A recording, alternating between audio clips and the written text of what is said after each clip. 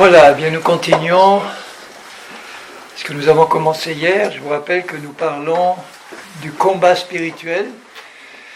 Et je vous ai dit que l'ennemi que nous avons à combattre, ce ne sont pas des hommes, des êtres humains, mais toute la puissance de Satan, de ses démons et de ses hordes qui existent sur le plan spirituel. Et j'ai rappelé, parce que hier j'ai commencé à étudier un peu la personne de Satan et ce qu'il fait, que Satan était un chérubin protecteur dans le royaume de Dieu. Il était en charge de la louange autour du trône de Dieu, et lorsqu'il a péché un jour, lui et tous les anges qui l'ont suivi sont devenus Satan et toutes ces principautés, dominations mauvaises dans les lieux célestes où il se trouve aujourd'hui, avec une multitude de démons. Donc comme Satan n'est pas omniprésent comme Dieu, il est obligé de contrôler toute la terre qui lui appartient depuis la chute d'Adam. Adam a commis un acte de haute trahison en donnant à Satan l'autorité que Dieu lui avait donnée sur le monde. Ce qui fait qu'aujourd'hui, Satan est appelé le Dieu de ce monde ou le prince de ce monde par Jésus lui-même. Et il a quadrillé le monde avec ses principautés, ses dominations, ce qui fait qu'aujourd'hui, tous les pays, toutes les régions, toutes les villes, tous les villages sont contrôlés par des hiérarchies de démons, d'autorités qui contrôlent le monde. Le seul moyen d'échapper à l'influence ou au contrôle de Satan et de ses démons, c'est de se tourner vers Jésus et de l'accepter comme sauveur. Sinon, nous ne pourrons pas éviter d'être dominés, contrôlés, manipulés, oppressés, détruits par Satan, puisque le but de Satan, c'est d'égorger, de détruire la création de Dieu, parce qu'il a une haine féroce contre Dieu. Il ne peut pas s'attaquer à Dieu, il s'attaque à sa création, et notamment aux êtres humains, et en priorité aux chrétiens. Sans l'aide du Seigneur, sans son esprit, il est impossible de résister à la puissance de Satan, mais gloire à Dieu, il a été vaincu à la croix par Jésus. Donc je vais vous rappeler rapidement comment on peut faire pour échapper dès le départ à Satan et à ses démons. Il faut réaliser que s'il peut contrôler le monde, c'est à cause du péché d'Adam et à cause du péché de tous les hommes, puisque tous les hommes ont péché. S'il y a ici quelqu'un qui n'a jamais péché, s'il lève la main, je serai obligé de faire un appel pour les menteurs. On a tous péché, mais et le salaire du péché, c'est la mort, la condamnation. Mais Dieu, dans son amour, n'a pas voulu nous laisser dans la condamnation et sous le jugement, mais il a envoyé Jésus, son Fils unique, qui s'est incarné, sans péché, et qui sur la croix a porté... Alors qu'est-ce qu'il a porté sur la croix, le Seigneur? Il a porté nos péchés à tous. Imaginez que dans le corps de Jésus, pas dans son âme, pas dans son esprit, dans le corps de Jésus, 1 Pierre 2,24 le dit, il a porté tous nos péchés. Imaginez ce que ça peut être. Les péchés du premier homme, Adam, jusqu'au dernier qui va exister sur la terre, nos péchés passés, présents, futurs, toute cette masse de péchés, il les a pris dans son corps pour les expier, et ça a entraîné sa mort physique. Il a pris les conséquences de tous nos péchés. Les conséquences de nos péchés, c'est la malédiction qui repose sur ceux qui pêchent. Les maladies, les infirmités, les ténèbres, les accidents, tout ce qui peut se passer dans le monde autour de nous. Quand les gens accusent Dieu en disant « mais si Dieu existait, pourquoi les guerres, pourquoi les épidémies, les catastrophes ?» C'est le résultat du péché et du contrôle de Satan qui veut détruire l'humanité pécheresse. Et quand nous nous tournons vers Jésus pour reconnaître que nous sommes pécheurs et reconnaître qu'il a porté sur la croix nos péchés, les malédictions et notre propre nature de péché, que Paul appelle le vieil homme, il l'a porté aussi pour la crucifier avec lui, ce qui fait que quand il est mort, il a entraîné dans sa mort toutes ces malédictions. Et quand il est ressuscité, évidemment, il est ressuscité en nouveauté de vie, et nous sommes ressuscités avec lui. Tous ceux qui lui appartiennent ou qui devront ou qui lui ont appartenu ont ressuscité avec lui. Et il nous a fait bénéficier de cette vie nouvelle lorsque nous nous sommes tournés vers lui pour l'accepter comme Sauveur et Seigneur.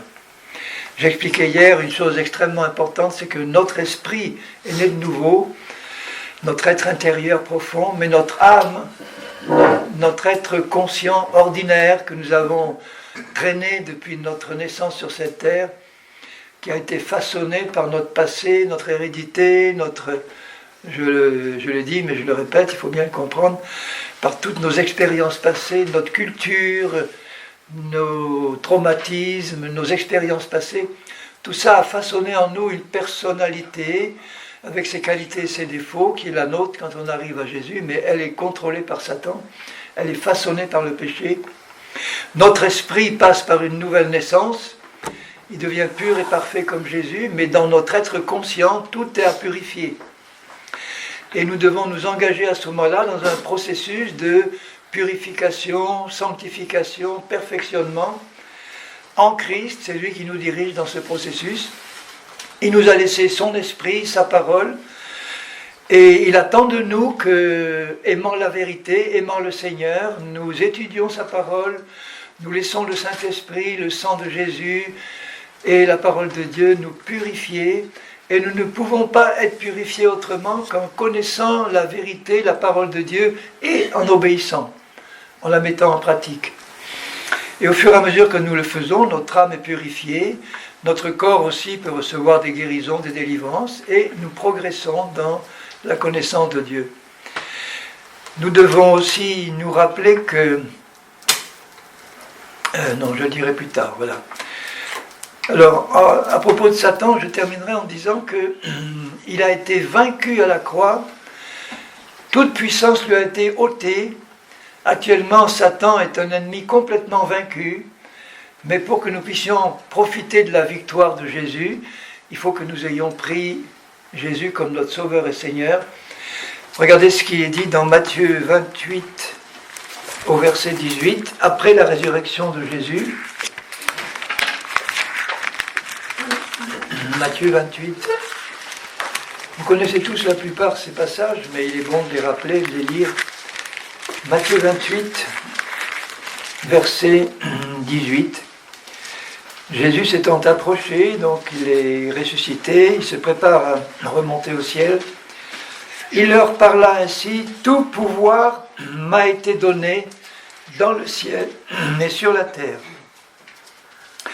Et tout de suite après, il dit, « Allez, faites de toutes les nations des disciples, les baptisant au nom du Père, du Fils et du Saint-Esprit, et enseignez-leur à observer tout ce que je vous ai prescrit. » Ça veut dire, apprenez-leur à obéir à tout ce que je vous ai commandé. Et quand on devient disciple du Seigneur, on aime le Seigneur, et on aime lui obéir par l'Esprit, pas parce qu'on est forcé, mais parce qu'on l'aime. Et vous voyez que tout de suite, en partant, le Seigneur transmet à ses disciples l'autorité qu'il a reçue, suprême, que nous pouvons maintenant exercer en son nom contre Satan et tous ses démons. Il faut réaliser que Christ nous a conféré son autorité suprême. Il le dit, alors ça c'est l'évangile de Matthieu, à la fin de Matthieu, à la fin de Marc, au passage parallèle, Marc 16, il dit à ses disciples, au verset 15, « Allez par tout le monde et prêchez la bonne nouvelle à toute la création. » La bonne nouvelle, c'est que maintenant, vous êtes libres, vous êtes délivrés, vous êtes guéris. Qui est intéressé par cette bonne nouvelle? Alors ceux qui disent « moi », eh bien il dit « voilà, approche-toi de Jésus, prends-le comme Sauveur et Seigneur, et il te délivre ou va te délivrer de tout ce qui pesait sur ta vie auparavant, parce que tu étais fils ou fille du diable, et maintenant tu deviens fils ou fille de Dieu. » Alors il leur dit ceci, « Celui qui croira et qui sera plongé, baptisé ça veut dire plongé, sera sauvé, mais celui qui ne croira pas sera condamné, et le grec dit damné. Il est damné parce qu'il n'a pas cru au nom du Fils de Dieu. Mais ce n'est pas la volonté de Dieu de damner les hommes, sa volonté c'est de les sauver en Jésus-Christ. Voici les miracles qui accompagneront ceux qui auront cru en lui. En mon nom, vous voyez le premier miracle, ils chasseront les démons. Donc vous voyez bien qu'il a conféré et donné à ses disciples le pouvoir de chasser tous les démons et même Satan lui-même. Alors n'ayez pas peur de Satan, des démons et de ces autorités-là. De la plus haute Satan jusqu'à le plus petit démon, ils sont tous sous les pieds de Jésus. Comme il est dit dans Ephésiens 1, en ressuscitant, il est monté à la droite de son Père, assis à la droite de Père, et toute autorité lui est donnée. Et il est assis bien au-dessus de Satan, des démons, des autorités, qui sont tous sous ses pieds. Et ses pieds, c'est nous aussi, puisqu'on est son corps. Donc nous sommes aussi placés au-dessus de toutes ces autorités mauvaises, au nom de Jésus. On ne doit plus avoir peur d'eux.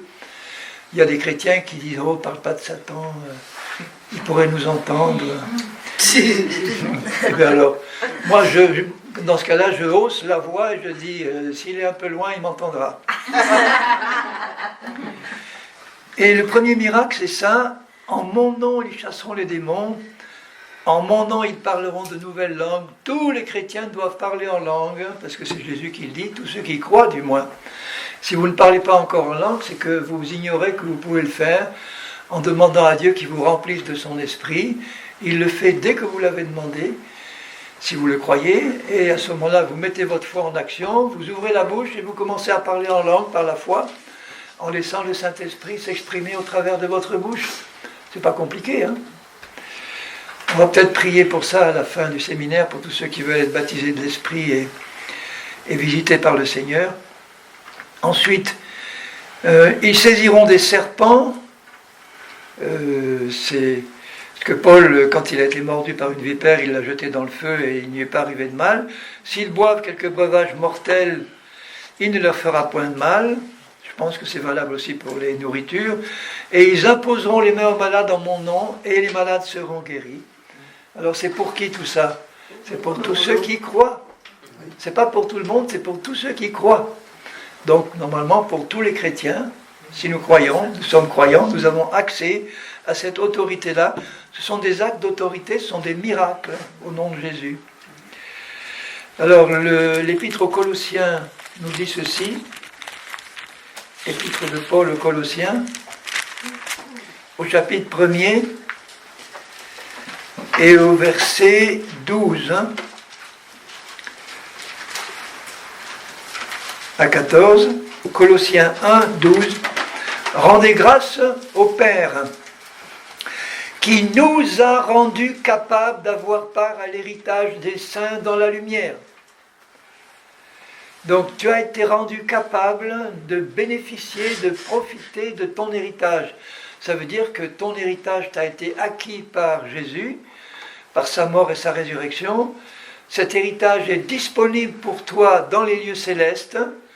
Et Dieu te demande de puiser toi-même dans cet héritage, de le conquérir s'il le faut.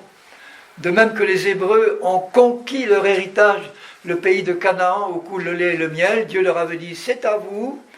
Il était encore plein de géants et de villes fortifiées, et ils ont dû aller attaquer, déloger ces géants qui représentent les démons, qui tenaient encore une partie de leur héritage, de les déloger parce que Dieu était avec eux, et il leur dit, allez à la conquête de votre héritage. Et nous, c'est pareil. Tout ce que Jésus a conquis pour nous, ça ne nous tombe pas automatiquement dessus comme un fruit mûr. Il faut savoir quel est notre héritage, le croire, et ensuite entrer dans le combat contre Satan qui peut tenir une partie. Il peut tenir une partie de notre héritage, c'est-à-dire en rendant notre corps ou notre âme malade, en nous plongeant dans une difficulté financière telle qu'on peut rester 2, 3, 4 ans dans le chômage ou sans ressources. C'est une malédiction que Christ a prise sur lui.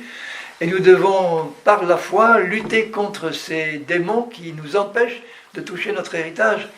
Parce que la volonté de Dieu, c'est qu'on ait un travail, qu'on gagne notre vie, qu'on ait de quoi même donner à ceux qui sont dans le besoin. Et c'est notre Père qui a promis de pourvoir à tous nos besoins. Et si l'ennemi, ou si Dieu nous montre que l'ennemi nous en empêche, nous ne devons pas rester passifs en disant « Seigneur, j'attends que », mais nous devons être actifs et déloger les ennemis par la foi en lui disant « Satan, il est écrit, Dieu pourvoira à tous mes besoins avec puissance et richesse. » Jusqu'à ce qu'il déloge. Parce qu'il faut savoir que Satan et les démons sont très persévérants, et s'ils ne trouvent pas en face d'eux quelqu'un qui est plus persévérant qu'eux, ils vont s'accrocher jusqu'au bout. Et il faut les déloger de force. Ce sont les violents qui s'emparent de leur héritage. Les violents, il faut être violent contre Satan. Il faut être en colère contre Satan. Pas contre les hommes et ceux qui nous entourent, mais... ou en tout cas, si on l'est, il ne faut pas se coucher sur notre colère. Mais il dit que la violence que nous avons, c'est contre Satan et ses démons, contre ses œuvres. Est-ce que vous vous rappelez, en lisant les évangiles, que Jésus a passé son temps à détruire les œuvres du diable? Quand on amène quelqu'un au salut, on détruit une œuvre du diable qui le contrôlait. Quand un chrétien ou quelqu'un est guéri, on détruit une œuvre du diable. Quand quelqu'un est délivré d'un lien quelconque, on détruit une œuvre du diable. Et dans Acte 10, 38, il est écrit ceci, Acte 10, 38, « Vous savez comment Dieu a oint du Saint-Esprit et de force Jésus de Nazareth, qui allait de lieu en lieu, faisant du bien. Chaque acte de bien de Jésus correspondait à une destruction d'une œuvre de Satan, faisant du bien et guérissant tous ceux qui étaient sous l'oppression du diable. » Une maladie, une infirmité, c'est une oppression du diable dont Jésus veut vous délivrer. Évidemment, un chrétien qui pêche, ou un homme qui pêche, un chrétien qui pêche et qui persévère dans le péché, il peut attirer sur lui des maladies, des infirmités, des liens démoniaques. Mais si nous sommes en règle avec Dieu et que nous avons reconnu nos fautes, celles que nous a montrées le Seigneur, le sang de Jésus nous lave, et à ce moment-là, nous sommes équipés pour pouvoir combattre contre l'ennemi par la foi et le déloger. Et dans Colossiens 2, au verset... est-ce que j'ai fini de lire le... Non, je n'ai pas fini, pardon. Colossiens 1, je parlais de notre héritage, voilà. Qui nous a rendus capables d'avoir part à l'héritage des saints dans la lumière, qui nous a délivrés de la puissance des ténèbres. Donc un chrétien qui sent encore dans sa vie, que ce soit dans son âme, dans son corps ou dans sa vie, une oppression qui n'est pas normale, quelque chose qui pèse sur sa vie, que ce soit une maladie ou autre, il doit savoir que ça vient de Satan, il doit s'examiner devant Dieu pour voir s'il a quelque chose à régler, et si le Seigneur ne lui montre rien, ou qu'il a réglé ce qu'il avait à régler, il doit savoir que l'ennemi n'a pas le droit de mettre ça dans sa vie. Et que lui, étant investi de toute la puissance de Jésus, a le devoir de résister à l'ennemi pour le déloger et le faire partir. Il faut le faire. On verra plus en détail dans le combat spirituel que Jésus, les apôtres, nous demandent de résister au malin. Ils ne nous demandent pas d'attaquer le malin, ils nous demandent de lui résister. C'est pas pareil.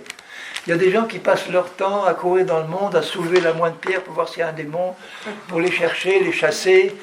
Ils ne nous demandent pas ça, Jésus ne l'a jamais fait. Jésus n'a chassé que les démons qui se manifestaient devant lui, ou il a guéri des malades qui étaient devant lui, mais il a brisé les œuvres de Satan dans les personnes qui venaient à lui pour être bénies et délivrées.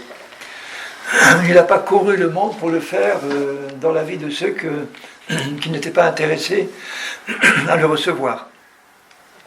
Qui nous a alors délivrés de la puissance des ténèbres et nous a transportés dans le royaume de son Fils bien-aimé, où nous sommes maintenant, dans l'Esprit. Donc nous sommes en Christ, nous sommes dans son royaume, mais il y a encore des tas de domaines de notre vie qui peuvent être sous le contrôle de Satan. Et c'est là que commence et que doit finir et que doit continuer le combat spirituel. Parce que, écoutez bien ceci, ça c'est capital ce que je vous dis, j'y reviendrai plus tard parce qu'il faut le répéter. Si Jésus nous demande de résister au malin, il ne le fera pas pour nous. Ce qui fait qu'il y a des tas de chrétiens qui sont oppressés par le malin, qui crient à Jésus, délivre-moi, délivre-moi, délivre-moi. Il ne lèvera pas le petit doigt parce qu'il ne peut pas violer sa parole. Encore une fois, je vous dis peut-être dans le cas de jeunes convertis qui n'y connaissent rien, dans sa grâce, il va intervenir. Mais il attend autre chose de chrétiens qui connaissent ou qui commencent à connaître sa parole. Si lui et tous ses apôtres et ses disciples nous ont enseigné que c'est nous qui devons résister au diable, Jésus ne le fera pas pour nous. Je pourrais vous citer de nombreux exemples de chrétiens qui étaient attaqués directement par des démons et qui ont hurlé, crié à Dieu. Et rien ne s'est produit jusqu'au moment où Jésus a parlé à leur cœur et on dit, mais je te demande, toi, d'utiliser l'autorité que je t'ai donnée. Et quand ils l'ont fait, là, ça a marché. On est appelé à être des combattants, des combattantes, des guerriers et des vainqueurs. Amen. Amen. C'est ça notre appel. Et dans Colossiens 2, il dit au verset 13, « Vous qui étiez morts par vos offenses et par l'incirconcision de votre chair, il nous a rendus à la vie avec lui, ressuscités, en nous faisant grâce pour toutes nos offenses. Il a effacé l'acte dont les ordonnances nous condamnaient et qui subsistait contre nous. » C'était la malédiction divine qui reposait sur tous les rebelles. C'était en particulier la loi de Moïse qui disait aux Juifs à l'époque, si tu n'obéis pas à Dieu, voilà toutes les malédictions qui viendront s'abattre sur toi. Il y a une malédiction qui est décrite dans la parole de Dieu et qui s'abat sur ceux qui désobéissent à la parole. Mais Jésus a pris cette malédiction sur lui, il a effacé la loi de Moïse avec toutes ses condamnations et ses malédictions, en la clouant sur la croix. Elle n'est plus valable pour nous, terminée. Nous sommes passés maintenant sous la loi de Christ. Il a dépouillé les dominations et les autorités. Il les a livrées publiquement en spectacle, en triomphant d'elles par la croix. C'est un langage militaire. Quand les Romains gagnaient une guerre ou une bataille, ils se gardaient bien, s'ils le pouvaient, de ne pas tuer les principaux chefs ou le roi ennemi. Ils l'amenaient à Rome, avec tous les prisonniers, avant de les oxyre et de les crucifier. Ils les amenaient et ils faisaient ce qu'ils appelaient un triomphe, une procession triomphale devant l'empereur dans la plus grande avenue de Rome. Et là, enchaînés vers Saint-Gétorix et tous les autres chefs gaulois, ils étaient là enchaînés et ils étaient livrés en spectacle à la foule qui se moquait d'eux. C'était le triomphe sur tous les ennemis et ensuite on les mettait à mort. Eh bien, c'est ce que Christ a fait pour Satan et tous ses démons. Il les a dépouillés, il les a livrés publiquement en spectacle en triomphant d'elles par la croix. Au moment où Satan, voyant Jésus sur la croix, pensait avoir gagné le combat, à l'instant même où Jésus est mort, il a compris que non, c'était fini pour lui. Terminé. Il est vaincu définitivement, il n'a plus aucune puissance et nous devons le savoir. Il a gardé toute sa puissance pour ceux qui ne connaissent pas Dieu et Jésus. Et malheureusement, contre les chrétiens qui ne connaissent pas leur position et leur autorité, et il en profite, il ne respectera jamais la loi de Dieu. De même qu'un brigand et un voleur, il se moque pas mal de la loi des hommes. Il y a des lois qui interdisent de voler, mais vous pensez que ça empêche les voleurs de voler? Ils voleront quand même. Hein. Il faut des policiers, il faut des gendarmes, il faut des militaires pour les obliger à obéir à la loi. Et nous sommes les gendarmes, les policiers, les militaires de Dieu. Et on a la parole de Dieu qui est une épée, et on doit obliger l'ennemi à obéir et à reculer. Quand il nous attaque, on doit lui résister victorieusement. Alors maintenant, je crois que c'est assez pour Satan. Maintenant, les démons et toutes ces hiérarchies-là, telles qu'ils nous sont décrits, en particulier dans les évangiles. Alors, je vais vous donner juste, mais je vais passer quand même assez rapidement, je lirai quelques références, mais les démons sont des esprits désincarnés, je vous le rappelle, qui cherchent absolument à occuper un corps humain, ou à contrôler un corps humain, ou à une partie d'un corps humain, qu'il soit chrétien ou pas, ils s'en fichent. Ils ne peuvent pas contrôler l'esprit d'un chrétien né de nouveau, puisqu'il est régénéré et que c'est le lieu très saint de la présence de Dieu en nous, notre esprit. Satan ne peut pas toucher, les démons ne peuvent pas toucher. Il est scellé il ne peut pas occuper notre esprit et entrer dans notre esprit pour s'y installer, c'est impossible. Mais notre âme, c'est-à-dire nos pensées, nos sentiments, nos émotions, il peut les contrôler soit par la chair, qui est une alliée de Satan qui habite dans notre corps mortel. La chair n'est pas notre vieille nature, la chair n'est pas notre nature humaine. La chair, Romains 8.2, est une loi, une puissance de péché et de mort qui habite dans notre corps physique. Elle a des pensées, elle a des désirs, elle a des émotions, elle a des volontés. Elle fonctionne comme une personne réelle parce que c'est une antenne de l'esprit de Satan qui habite dans notre corps. Et elle peut de l'intérieur nous envoyer toutes sortes de choses impures et mauvaises sous forme de pensées impures, de désirs impurs, d'émotions impures, colère, animosité, haine, etc. Et elle nous trompe en nous faisant croire que ça vient de nous. Là je parle à des chrétiens maintenant, que ça vient de nous pour nous culpabiliser, nous persuader que nous sommes très mauvais, parce que nous sommes encore capables de produire des pensées et des émotions pareilles, parce que nous ignorons que ça ne vient pas de nous, ça vient d'une étrangère qui habite dans notre corps, qui s'appelle la chair, et qui nous envoie tout ça, en espérant bien qu'on va recevoir ce qu'elle nous envoie, pour le nourrir, et là ça va produire des paroles et des actes qui sont conformes à ce qu'on a reçu dans notre cœur. Donc ça c'est le premier moyen d'action de Satan, par la chair.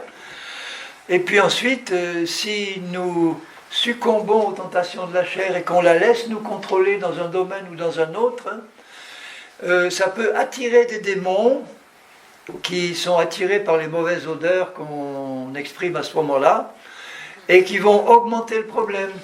Donc ce démon-là va se coller à notre âme, à une partie de notre âme, nos pensées, nos émotions, notre cœur, etc. Et il va travailler avec la chair pour augmenter le problème. Mais l'essentiel, c'est d'apprendre à comment fermer la porte de Satan en apprenant à dominer la chair et à l'empêcher de nous contrôler. Si on arrive à comprendre de quelle manière on peut paralyser, rendre la chair impuissante, c'est comme si vous aviez dans votre maison, notre corps c'est notre maison spirituelle, enfin, et si vous avez dans la cave de votre maison un brigand très méchant, mais vraiment le pire des brigands, qui est capable de tuer, de violer, de faire tout le mal qu'il pouvait faire, qu'il peut imaginer de faire, on ne peut pas le mettre en dehors de la maison. Tant qu'on n'est pas mort, on ne peut pas être débarrassé de la chair. Ou tant qu'on n'est pas enlevé, la chair disparaît à ce moment-là. Alors imaginez, vous habitez une maison et vous ouvrez toutes les salles, les chambres de votre maison à ce brigand-là. Vous le laissez rentrer, vous le laissez faire ce qu'il veut. Il s'installe dans votre chambre à coucher en disant « c'est ma maison, va coucher ailleurs sur le divan, moi j'y suis ». Il va dans votre cuisine, il se sert, bon. Vous trouveriez ça normal ? Non, c'est votre maison, elle vous appartient. On ne peut pas chasser la chair de notre corps et de notre vie pratique, mais on peut l'enfermer à la cave, dans une cellule bien cadenassée, où là, on pourra lui dire « tu peux beugler ou crier tant que tu veux, je ne t'ouvrirai pas ». Et puis à partir d'un certain moment, il va se fatiguer de crier, il arrêtera. Donc c'est ça la chair, il faut arriver à comprendre comment on peut paralyser la chair, on ne peut pas se débarrasser de sa présence, mais on peut se débarrasser de son contrôle. Et à ce moment-là, on peut vivre tranquillement dans notre maison, et puis la remplir de la présence du Seigneur, malgré la présence de ce brigand-là. Et ne vous laissez pas séduire par ces douces sollicitations. « Laisse-moi sortir, je serai gentil. » Ne le croyez pas. Alors, les démons... Bon, donc d'une part, vous avez la chair. Lutter contre Satan, va pas consister, quand je parle de la chair, va pas consister à lutter. On va pas lutter contre la chair comme on lutte contre des démons. La chair, on lutte pas contre elle. La chair, on apprend à la paralyser et à l'empêcher de nuire. Comment? En réalisant qui nous sommes en Christ, dans notre vraie nature. Donc en méditant sur notre identité en Christ, en méditant sur ce que représente notre esprit régénéré, qui est notre vraie nature. Notre personnalité humaine dans notre âme, ce n'est pas notre vraie nature. Il faut qu'on apprenne à renoncer à cette personnalité-là, qui était la nôtre depuis notre naissance, et à accepter la nouvelle personnalité que Dieu a créée en nous par la régénération de notre esprit. Et là, c'est un acte de foi, parce que notre esprit, on ne le voit pas, on ne le sent pas. J'ai mis des années à savoir que j'avais un esprit régénéré, et à savoir ce que c'est. Je le lisais bien, mais pour moi, c'était imagé, tu es une nouvelle créature, c'est imagé. Alors que là, j'ai compris que c'est vraiment une nouvelle personne qui est mon moi nouveau. Et j'ai dû apprendre à m'identifier, à arrêter de dire « j'ai un esprit régénéré en moi », je suis cet esprit régénéré moi. Je suis, en fait, nous sommes un esprit incarné dans un corps. C'est ça la réalité. Mais si notre esprit, on n'est même pas conscient qu'on en a un et on ne sait pas quelle est sa qualité, c'est comme si on l'enfermait dans un placard et on continuait à vivre avec notre âme pourrie, encore chargée de tas de choses. Et on ne puise pas dans le trésor qui est le nôtre, parce qu'on est dans l'ignorance ou dans l'incrédulité. Alors renoncez à la personne que vous étiez avant. Et pour certains, c'est dur. C'est pas trop difficile pour quelqu'un qui a été dans sa vie passée un voyou, un délinquant, de réaliser qu'il est pas bon et qu'il a besoin de changer. Mais ceux qui sont attachés à leur petite personne avant de se convertir et qui se trouvent beaucoup de qualités, ils sont complètement trompés, mais enfin ils se trouvent des qualités, en tout cas ils essayent de ne pas être conscients de leurs défauts, ils mettent en avant tout ce qu'ils peuvent imaginer comme qualité, et c'est plus difficile pour eux de réaliser qu'ils sont aussi des pécheurs pourris comme les autres. Parce qu'ils se croient bien, c'était mon cas, alors là mon cas était typique, je comprends ceux qui ont eu des problèmes à ce niveau-là. Pour moi, alors je ne m'imaginais pas que c'était là, mais pour moi, j'ai reçu de mes parents que j'étais beau, intelligent, enfin ça je parle quand j'avais 20 ans, que j'ai tout réussi dans ma vie, mes études, je suis allé au plus haut dans mon domaine, j'étais conseiller ministériel à 20 ans, en Afrique, d'accord, mais c'était quand même des ministres, j'avais une position importante au niveau de l'État, mon ministre est devenu président de la République, j'étais directeur financier ensuite à Paris d'une société d'État dont le patron était copain de De Gaulle, enfin, ou en tout cas un colonel qui a fait la guerre sous les ordres de De Gaulle. J'étais ensuite enseignant à l'université, donc à mes yeux, bon, quand même... J'avais une femme merveilleuse, des beaux enfants, un beau travail, mais que vouloir de plus? On n'a pas besoin de Dieu quand on est comme ça. J'avais pas besoin. Bon, j'avais une crainte de l'au-delà, dans le sens où je ne savais pas où j'allais aller après la mort, mais je me disais, tu es jeune, on verra plus tard. Hein. Quand tu seras vieux, tu auras peut-être la solution, mais pour le moment, tout va bien. Pas besoin de Dieu. Catholique, né à Lourdes, élevé chez les jésuites, mais que vouloir de plus? Hein?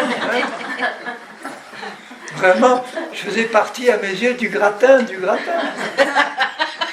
Et alors, enseignant la psychologie en plus, alors, imaginez le miracle qu'il faut pour être convaincu de péché. Il n'y a que le Saint-Esprit qui peut faire ça. Et le jour où le Saint-Esprit a...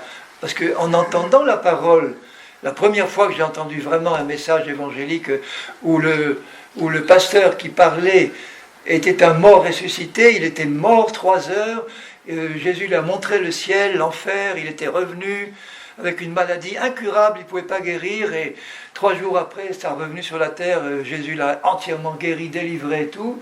Et c'était cet homme-là qui me prêchait l'évangile. Je vous garantis que quand un mort ressuscité qui a vu le ciel, l'enfer, il prêche, c'était pas du tiède. Hein. Vous êtes tous pécheurs là, tous. Et le salaire du péché, c'est la mort, c'est la condamnation, c'est l'enfer.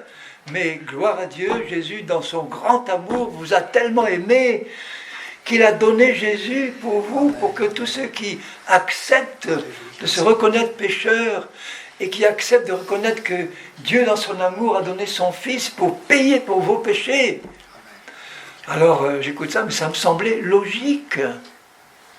Parce qu'il disait, Dieu est juste, il ne laissera rien passer. Vous aurez à rendre compte de tous vos péchés, un jour devant Dieu.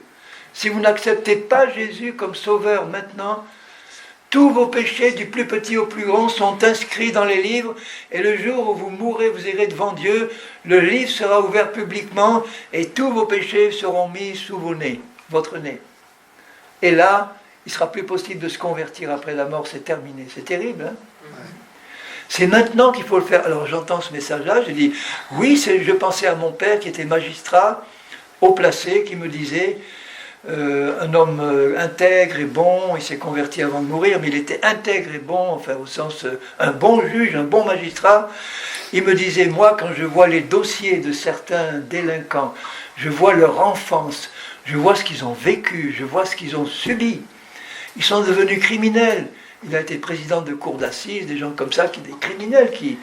Eh bien, il dit, mais bon, moi, je ne demanderai qu'une chose, c'est de les faire soigner et de les libérer. Mais je ne peux pas, je suis juge, il y a une loi, il faut l'appliquer, il faut qu'ils soient condamnés.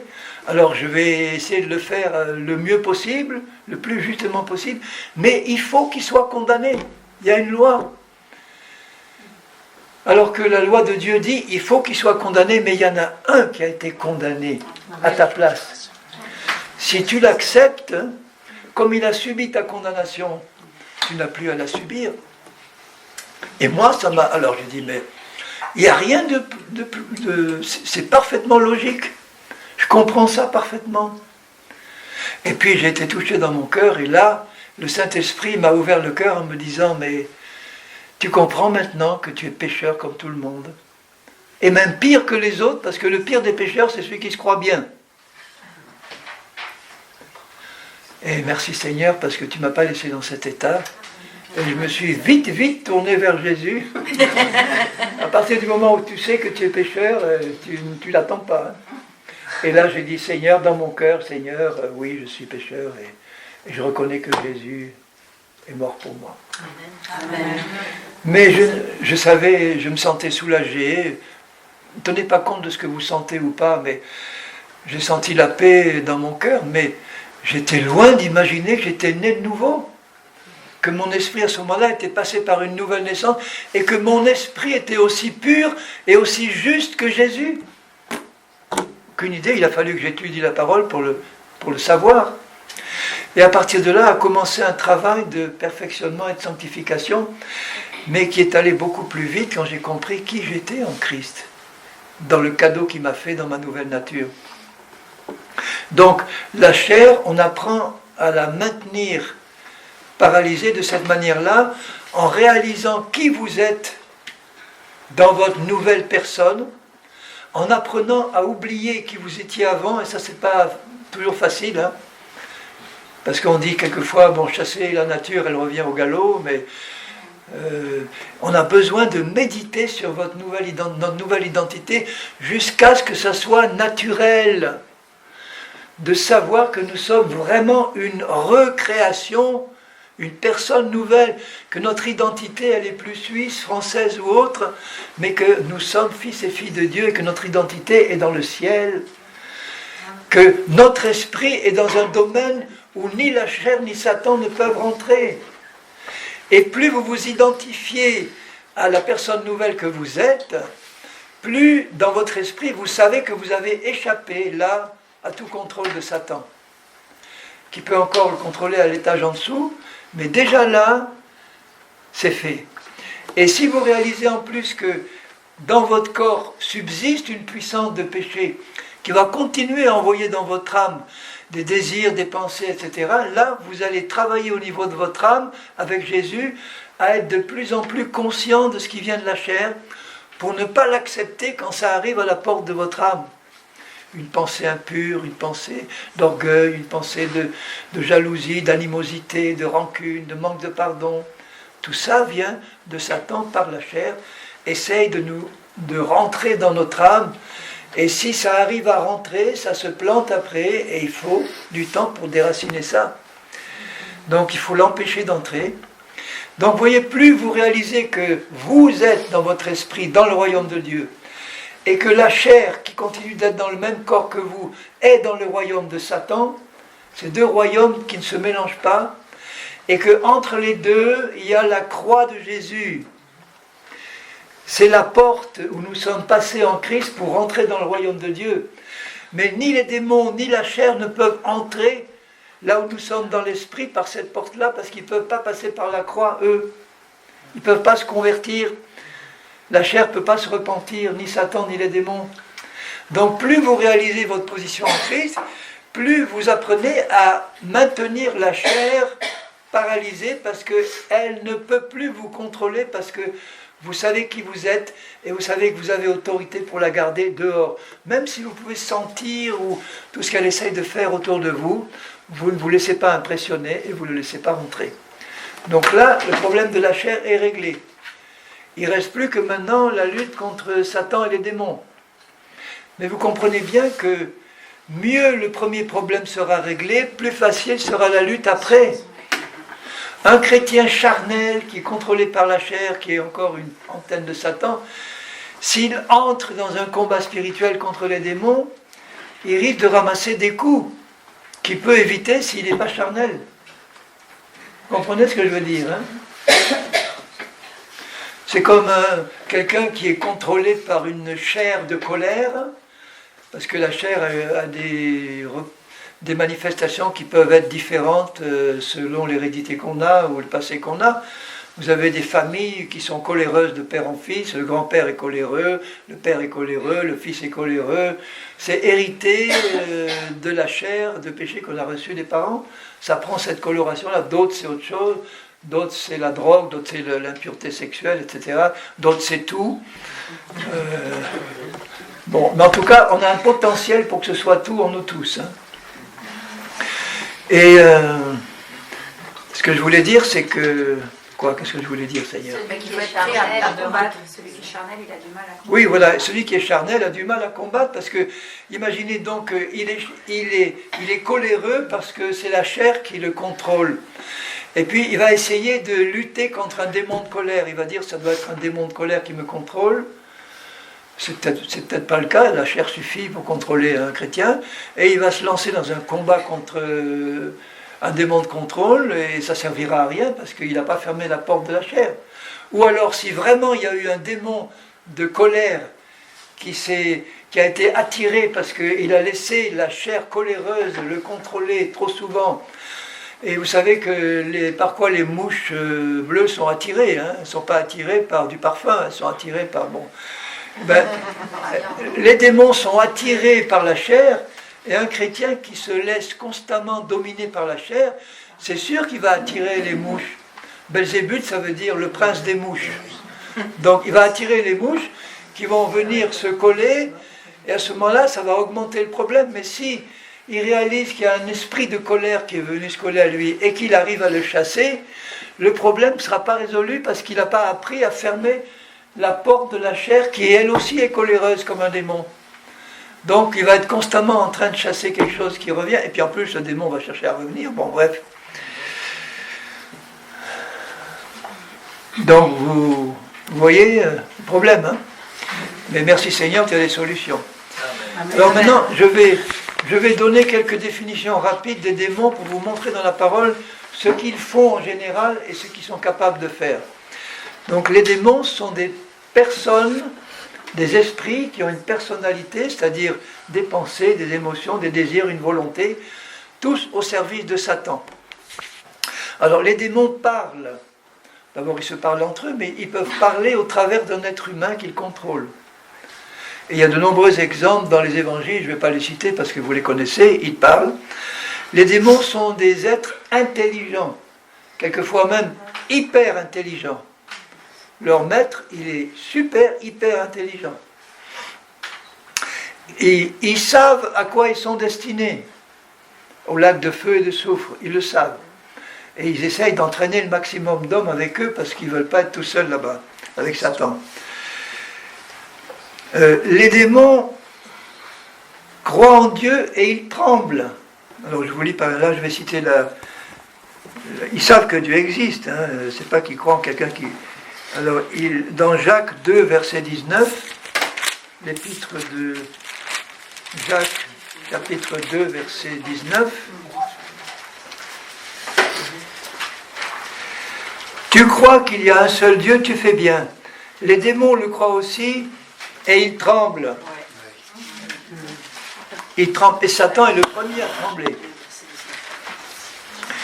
Ils vivent dans l'angoisse permanente, dans la crainte. Je disais hier qu'un démon de crainte, c'est pas un démon qui fait peur, c'est un démon qui a peur. Un démon d'alcool, c'est pas un démon qui cherche à vous faire lier dans l'alcool, c'est un démon qui aime l'alcool et qui essaye de vous transmettre son désir mauvais. Alors, ils tremblent. Les démons savent quand ils sont en présence d'un disciple de Jésus-Christ. Ils savent très bien reconnaître tout de suite qui nous sommes. Ils voient la lumière que nous émettons dans l'esprit. Vous savez que Jésus a dit, vous êtes la lumière du monde. Il a dit, je suis la lumière du monde. Et puis il dit, vous êtes la lumière du monde. Donc nous émettons, sur le plan spirituel, une vraie lumière qui est plus ou moins vive, selon qu'on est plus ou moins charnel. Quand j'étais dans un pays lointain, j'ai rencontré un frère qui, avant de se convertir, pratiquait les arts martiaux parce qu'il avait eu une enfance difficile et il avait eu besoin de faire des arts martiaux pour se défendre et puis s'affirmer. Et puis, il me disait ceci, c'est que dans les arts martiaux, bon, au niveau le plus bas, Satan est un trompeur, hein. Au niveau le plus bas, ça peut aller, mais dès qu'on franchit quelques étapes, il faut s'incliner, il faut faire appel de plus en plus à des puissances occultes.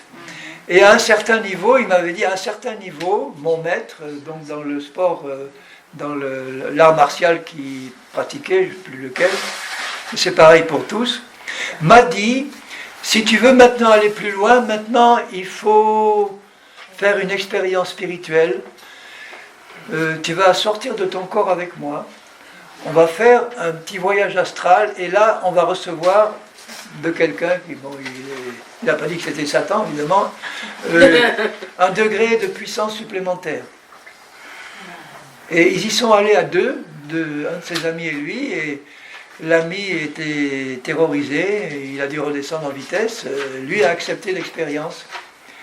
Et donc il se rendait bien compte que plus il avançait, plus il faisait appel à des démons. Et il me disait, j'étais là debout, je disais à quelqu'un, soulève-moi de beaucoup plus fort que moi. Il me soulevait sans problème, j'étais là, je me remettais debout, je prononçais une parole, je faisais appel à cette puissance qui m'avait été donnée, et je disais, maintenant reviens me soulever. Le colosse venait, il était incapable de le soulever, il était collé au sol, tellement la puissance qui était en lui était forte. Bon, etc. Et il disait, j'étais en particulier capable de voir la lumière que les gens émettaient dans la rue. Alors il voyait par exemple quelqu'un qui avait une lumière sombre et noire qui s'émanait. Bon, il savait que c'était quelqu'un qui était dans l'occultisme ou la magie. Il voyait quelqu'un qui émanait une lumière, enfin moi je vous rappelle son témoignage, une lumière violette ou rouge, c'était plutôt des chefs religieux. Vous savez quelle est la couleur des cardinaux et des évêques? Elle est rouge. Rouge, oui. Okay, lumière rouge. Alors, et il remarquait que certains émettaient une vive lumière blanche. Une lumière blanche, il savait que ceux-là étaient spéciaux. Alors quand il s'est converti, non, sa femme s'est convertie avant lui, lui il voulait rien savoir, et elle a prié, intercédé pour lui. Il faut prier, intercéder pour les membres de vos familles qui ne sont pas convertis. Elle était persuadée qu'il allait venir au Seigneur, et elle intercédait pour lui, et il raconte qu'un jour dans sa chambre, il était là dans sa chambre, dans l'obscurité complète, et il me dit, j'ai vu dans le coin, là, le coin en haut à droite de la chambre, une petite lumière vive, blanche, qui a commencé à briller, qui a illuminé la pièce où il était, et il a entendu la voix de Jésus qui lui disait « Je suis Jésus, ton sauveur ». Bon, il fallait qu'il passe par une expérience. Bon, les mots exacts, je suis le Seigneur Jésus ou je suis Jésus, ton sauveur. Bon, il a su que c'était Jésus et là, il s'est donné au Seigneur. Il fallait qu'il passe par une expérience comme ça parce qu'il n'aurait pas écouté ni sa femme ni personne. Donc, vous voyez, quand on parle qu'ils savent, les démons savent quand ils sont en présence de disciples. Ils savent quel est notre état spirituel. Ils savent quel est notre degré de consécration au Seigneur. Ils ont une sagesse diabolique. C'est la sagesse du monde, la sagesse de Satan. Dans le même Jacques, par exemple, puisque vous êtes à Jacques, regardez au chapitre 3, verset 13. Lequel d'entre vous est sage et intelligent? Là, il parle de la sagesse de Dieu. Qu'il montre ses œuvres par une bonne conduite, avec la douceur de la sagesse, sous-entendu de Dieu. La sagesse de Dieu, c'est Jésus-Christ crucifié et tout ce que ça veut dire.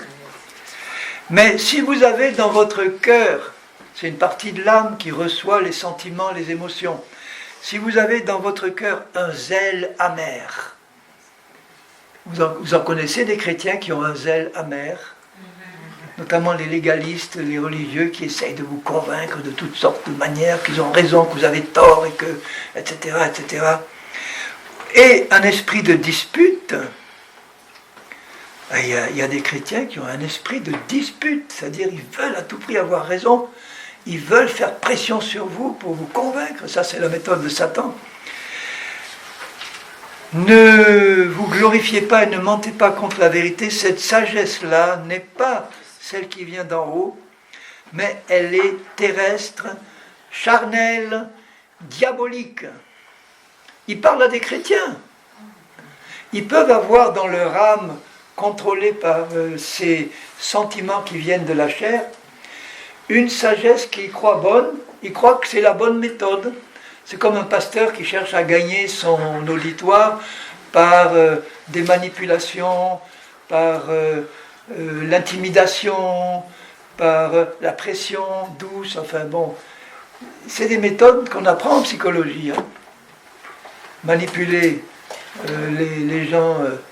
Heureusement qu'il m'a demandé, dès que je me suis converti, il m'a dit « Laisse tomber la psychologie des hommes. C'est une petite loupiote de mineur de fond par rapport au grand soleil de ma sagesse. Alors laisse tomber, tu choisis. Ou ta loupiote, ou le grand soleil. Non Seigneur, moi je veux sortir de mon tunnel et je veux aller au grand soleil. »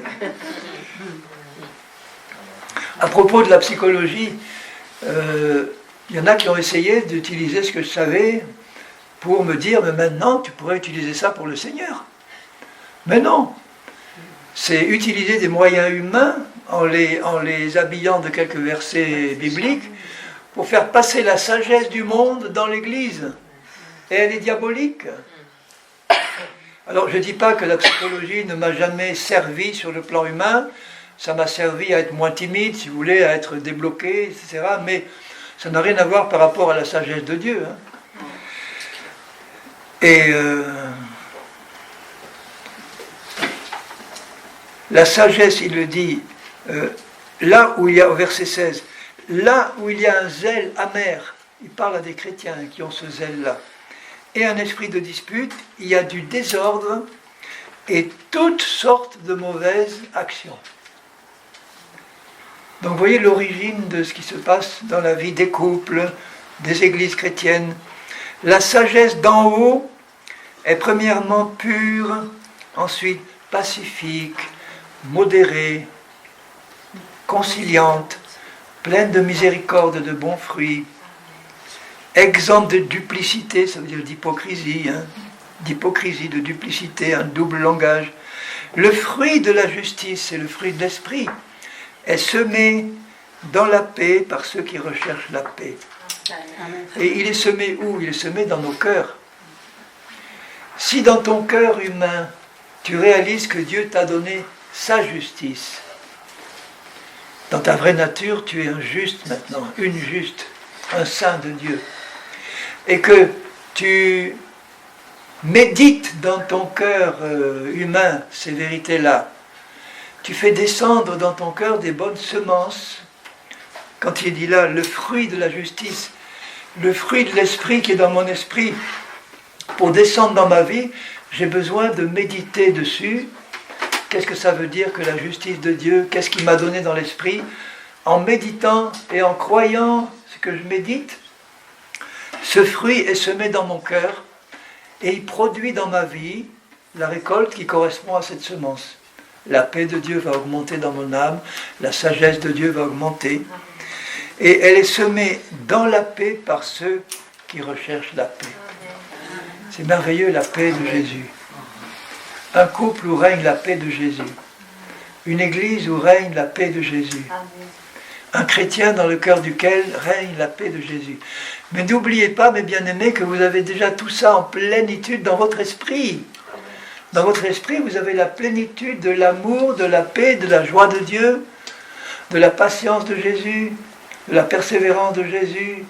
Vous avez tout, parce que c'est votre nature. Alors si un chrétien me dit « Oh, moi je manque d'amour, je manque de patience », je dis « Tu as tout ça dans ta nature spirituelle. » Mais le fait de le dire « Je manque d'amour », ça prouve que dans ton cœur, l'ennemi a réussi à planter une semence de mensonge pour te dire « Tu manques d'amour ». Je le crois, et ça fait un cercle vicieux. Je crois que je manque d'amour, donc je vais encore plus manquer d'amour. Je vais m'observer manquer d'amour, je vais croire que j'en manque, et puis j'en sors pas. Tandis que si tu crois ce que Dieu a dit, par Paul, il dit l'amour de Dieu a été semé dans vos cœurs, déversé dans vos cœurs par le Saint-Esprit. Ah oui, mais je ne le sens pas. Mais crois-le. Arrête de dépendre de ce que tu sens ou de ce que tu ne sens pas. Crois ce que Jésus dit. Tu es une nouvelle créature, il y en a qui me disent je ne le sens pas. Eh bien, t'occupe pas de ce que tu ne sens pas, occupe-toi de ce que Jésus a dit. Tu es une nouvelle créature, belle dans ton esprit. Et si tu le crois, ça va descendre dans ton âme et dans ta vie pratique. C'est par la foi. Donc ces démons-là ont une sagesse diabolique. Qu'est-ce qu'on peut encore dire Alors, ce sont par nature des rebelles à Dieu et à sa parole. Donc ils essaient de transmettre cette rébellion-là dans le cœur des hommes. Ils résistent. Chaque fois que le Seigneur se manifeste, vous voyez la réaction des démons. Ils peuvent prier Dieu et être exaucés, les démons. Il y en a qui s'étonnent de ça, mais ils prient Dieu et ils sont exaucés quelquefois. Quand ce qu'ils demandent est conforme à la volonté de Dieu. Je parlais hier du démoniaque de Gadara. Rappelez-vous qu'il arrive devant Jésus et le démon prie Jésus de ne pas l'envoyer dans l'abîme avant l'heure, il est exaucé. Il prie Jésus de ne pas le chasser du pays, il est exaucé. Et il prie Jésus de les envoyer dans le troupeau de cochons et ils sont exaucés, 3 fois. Et après, évidemment, les cochons sont morts dans le lac, mais pas les démons. Les démons n'ont pas été noyés. Ils sont sortis des cochons et ils ont continué à opprimer le peuple qui était là. Pourquoi Jésus l'a laissé? Je l'ai dit hier, parce que le peuple juif qui habitait là désobéissait à Dieu, élevait des cochons, qui étaient interdits par la Torah et la loi. Donc Satan en a profité, et tant qu'ils ne se convertissent pas, ils ne peuvent pas être libérés de ces démons-là.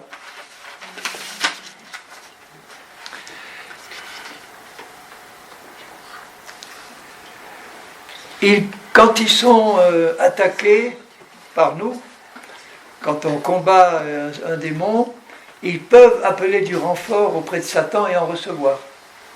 à nous d'appeler notre Père pour recevoir du renfort aussi. Hein. Je ne sais pas si je vous l'ai dit, mais enfin je l'ai dit hier ou avant-hier, quand j'ai été baptisé du Saint-Esprit, j'ai su ce que c'était qu'être revêtu de la puissance de Dieu, c'est-à-dire la crainte que j'avais de témoigner, même à mes collègues ou supérieurs répartis. J'ai demandé à mon chef l'autorisation d'utiliser ma salle de psycho pour annoncer l'évangile, il me l'a donné, et quelques temps après, j'ai été directement confronté à une expérience avec les démons que je n'avais pas cherché. J'invite un jeune à manger chez moi, comme on le fait entre frères, et à la fin du repas, je leur dis, on peut prier un moment ensemble. Un jeune qui venait de se convertir dans notre église, et on dit, bon, on commence à prier, et il me dit, oh, je me sens pas bien. Alors je dis, oh, alors on arrête de prier. Il me dit, si, il faut qu'on continue. Et moi j'ai senti qu'il y avait quelque chose d'anormal qui se passait. J'ai dit à ma femme, va vite chercher le pasteur à l'église ou chez lui, et puis reviens au plus vite. Et en attendant, j'ai dit au frère, écoute, si tu veux, on va dans la chambre, et puis on va attendre, et puis on va prier gentiment entre nous. Hein. Alors je commence à prier, et je vois ce jeune ouvrir les yeux, un regard démoniaque, une voix démoniaque. Il était parti, c'était plus lui, et il y avait un démon qui s'est manifesté, et il a commencé à m'attaquer par la parole. Il me regarde avec un regard noir. Il tend la main, il me dit, je te maudis au nom de Satan. Je te bénis. Non. Et immédiatement, le Seigneur me rappelle un verset de la parole des Proverbes qui dit, toute malédiction sans cause n'aura pas d'effet. Il me le rappelle. Alors je dis, oui, mais il est écrit, toute malédiction sans cause n'aura pas d'effet. Ah, pas content. Ça a duré 3 heures. Ma femme n'a pas trouvé le pasteur, elle n'a pas trouvé le pasteur adjoint, elle n'a pas trouvé l'ancien. Et c'était voulu par Dieu pour m'apprendre des choses, parce que je sentais la présence de Jésus en disant, t'inquiète pas, je suis là, je suis en train de t'apprendre quelque chose. Une force surnaturelle, il se jette la tête contre le mur, j'entendais les os craquer, on était au 5e étage, il regarde la fenêtre, je dis mais il va se jeter par la fenêtre, c'est pas possible. À chaque fois je l'arrêtais par une parole de Dieu. À un moment donné il se jette contre moi, le poing en avant, c'était un gaillard, hein. Il était aussi grand que moi, mais plus costaud, il se jette, il me lance un coup de poing en plein visage qui s'arrête à 1 centimètre de mon nez. Wow. Ah, gloire à Dieu. Je dis oui, gloire à Dieu. C'est impressionnant. Et à un moment donné, parce que je le harcelais en lui disant « Tu quittes cet homme au nom de Jésus », il me répondait toujours « Non, c'est ma maison, je ne la quitterai pas ». Je disais « Si, tu la quittes ». Non, c'était dur. Et à un moment donné, je sentais dans mon cœur une espèce de crainte, parce que je disais, mais comment ça va finir ça? Et immédiatement, j'entends le démon qui parle en disant, il commence à avoir peur, allons-y. Enfin, tu vois. Bon, j'ai chassé la crainte. Et à un moment donné, le démon crie par la bouche de ce garçon, il lève les yeux au ciel et il dit, Père, envoie-nous du renfort. Vous savez à quel père il s'adressait, hein? Satan est leur père, hein? Envoie-nous du renfort. Ils nous en ont assez pris des jeunes dans cette église. On ne veut pas qu'ils nous prennent celui-là encore. Envoie-nous du renfort. Et moi, en entendant ça, je me tourne vers Dieu, je dis, Père, envoie-moi du renfort. L'armée de Dieu.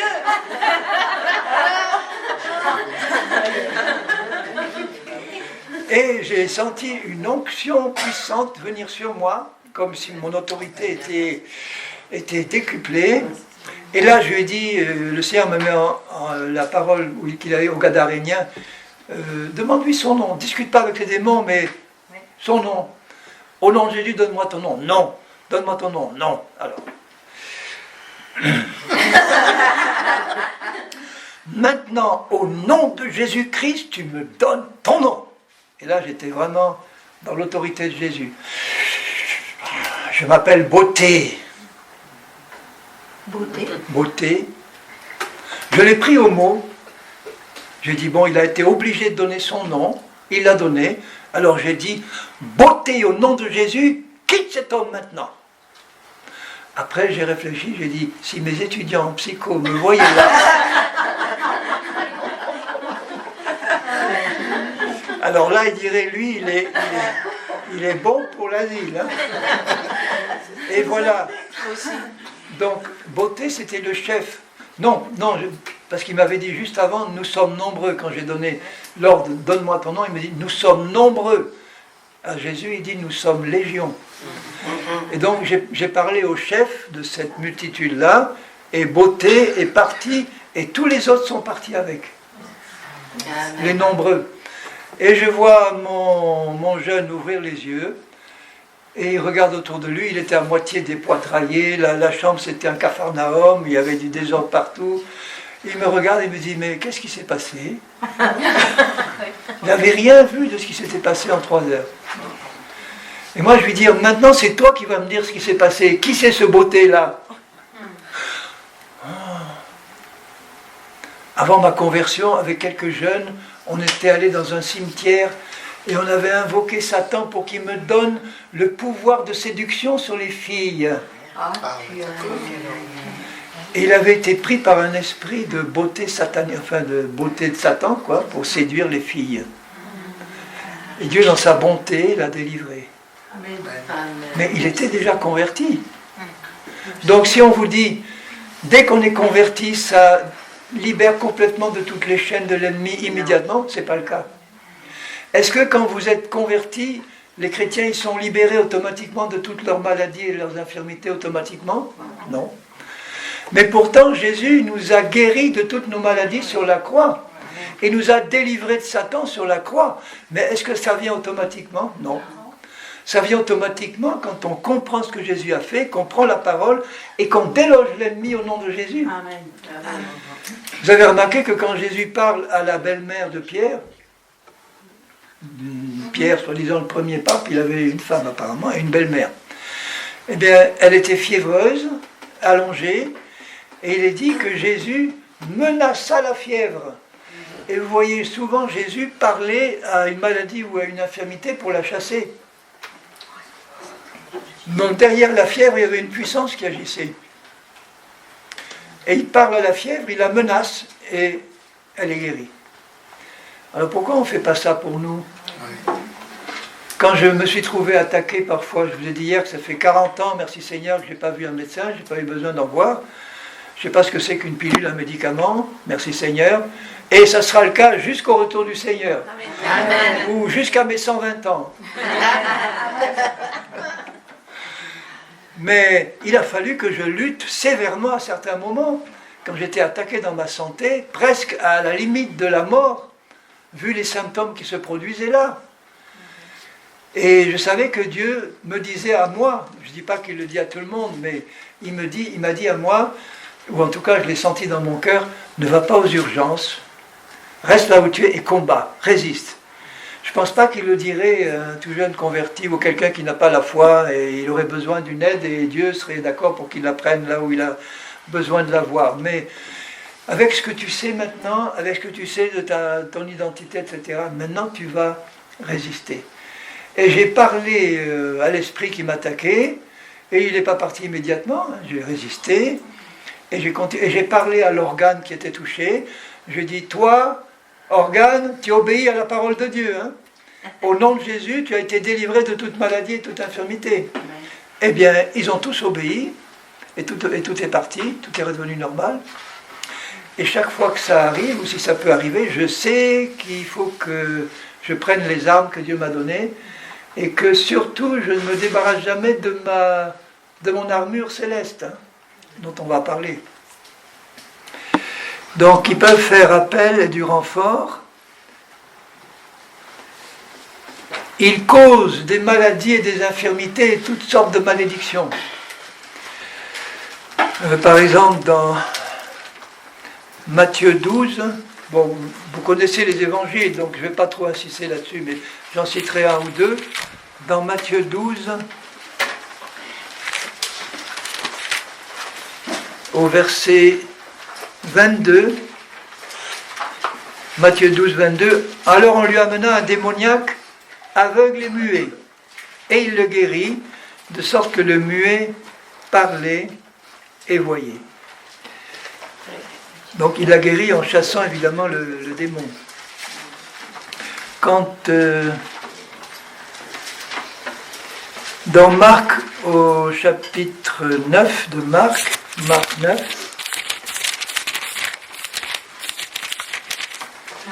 et au verset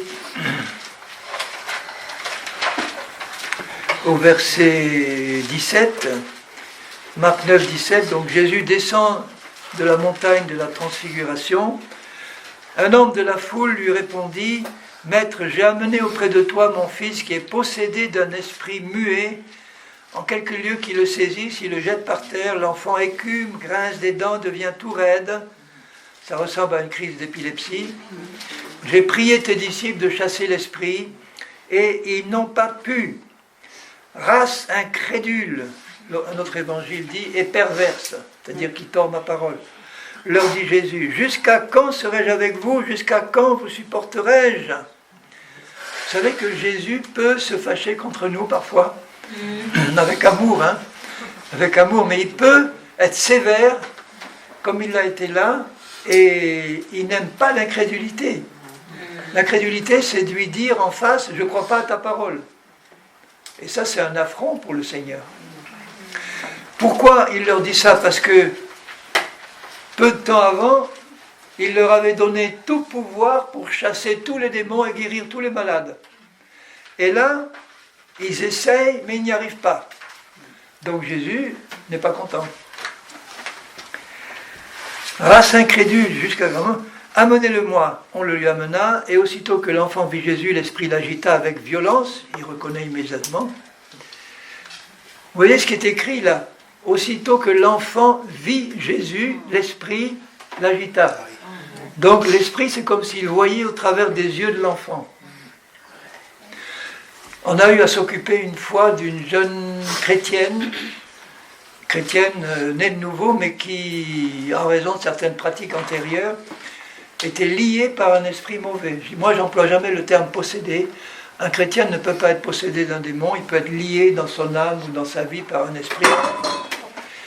Et cet esprit-là la faisait disjoncter de temps en temps. C'est-à-dire qu'elle perdait un peu conscience de l'environnement et puis elle partait à gauche et à droite. Donc on l'avait reçue chez nous pendant un petit moment pour l'aider dans son combat. Et je me rappelle, on parlait avec ma femme et elle dans notre cuisine, on parlait, mais vraiment gentiment, entre nous, comme trois chrétiens, on parlait des choses. Et tout à coup, je la vois s'arrêter, elle nous regarde comme ça, et vraiment, comme si elle changeait de personnalité. Donc, immédiatement, elle me regarde et elle dit, « Je n'aime pas la lumière qui brille dans vos yeux. » Bon, je savais ce qu'il y avait derrière. Et puis elle redevient normale, et puis on commence à parler, voilà. À un moment donné, prise par un peu le même esprit, je me rappelle ce que Jean avait dit, éprouvez les esprits pour voir s'ils sont de Dieu ou pas. Tout esprit qui confesse Jésus-Christ venu en chair est de Dieu. C'est un ange de Dieu. Tout esprit qui ne confesse pas Jésus venu en chair n'est pas de Dieu. Il est de Satan. Alors j'ai dit, ben voilà, je vais.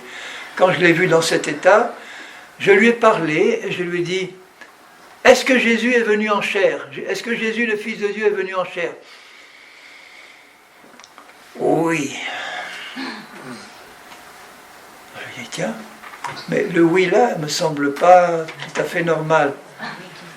Alors j'ai dit, tiens, j'ai réalisé, j'ai parlé à la fille, j'ai parlé à elle. Alors j'ai dit, je vais parler à l'esprit, parce qu'il a dit tout esprit. Un sataniste est capable de confesser Jésus venu en chair. C'est en ça qu'il nous trompe. Il est capable, mais c'est l'esprit qui est en lui qui ne peut pas le confesser. Donc cette fois, je lui ai parlé, mais dans mon cœur, je parlais à l'esprit en regardant la femme. Je parlais à l'esprit. Et je lui ai dit, est-ce que Jésus est venu en chair? Là, la réponse était non. Tout de suite. Et là, bon, j'ai su ce que c'était. Alors, le Seigneur l'a délivré complètement. Et ce qui était merveilleux, c'est que cette sœur-là, quand on étudiait ensemble la parole, pour certains passages que l'ennemi n'aimait pas, le sang de Jésus, la croix, il la faisait tomber dans les pommes. Elle tombait évanouie. Elle revenait à elle, et puis on lisait un autre passage, elle tombait. C'est difficile de faire des études bibliques comme ça. Et quand elle a été, au moment où elle a été libérée, je me rappelle, elle était devant moi, et on était en train de remercier le Seigneur et de louer Dieu. Et puis elle nous dit, oh! Alors je dis quoi? Oh! Il y en a un à ma droite, un à ma gauche. Je dis quoi? Parce que j'étais en train de lui lire les passages les plus durs qui auparavant la faisaient tomber aussitôt. Par exemple, Apocalypse 20, 22, enfin, où il est dit que le diable a été jeté dans le lac de feu et de soufre. Boum! Là, je lis ce passage, je la vois chanceler un tout petit peu, et je dis, oh, il y en a un à ma droite, un à ma gauche. Je dis quoi? 2 anges qui me soutiennent chacune de mon côté, à droite et à gauche. Amen. Et qui l'empêchaient de tomber. Et après, elle a réussi à avouer qu'elle avait été la cause de son problème. Et la cause de son problème, c'est que dans l'église où elle était, elle, jeune fille chrétienne, était tombée dans l'adultère avec un ancien marié de l'église. Et en entretenant cette relation, eh bien, un démon l'avait liée. Et quand elle a confessé ce péché, parce qu'elle ne l'a pas fait tout de suite, hein, c'est à ce moment-là que Jésus a pu la délivrer. Un ancien de son église.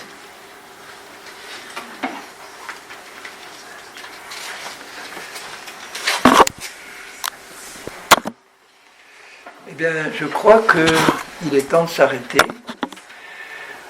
Cet après-midi à 14h, je vais continuer à parler de certaines choses que font les démons, mais je vais surtout insister sur ce qu'ils font au niveau des chrétiens, au niveau de leur âme et de leur pensée. Et puis je parlerai plus spécifiquement, alors commencer l'après-midi, mais sans doute finir le soir, des chrétiens et des démons. Est-ce qu'un chrétien peut être lié, dominé, possédé par un démon, et de quelle manière Jésus, lui, a prévu qu'il soit délivré, que nous soyons délivrés. Il y a des manières de délivrer les chrétiens qui ne sont pas bibliques, et là, une manière biblique, divine, de délivrer les chrétiens que nous devons suivre. Alors, si vous voulez bien, on verra ça à partir de 14h.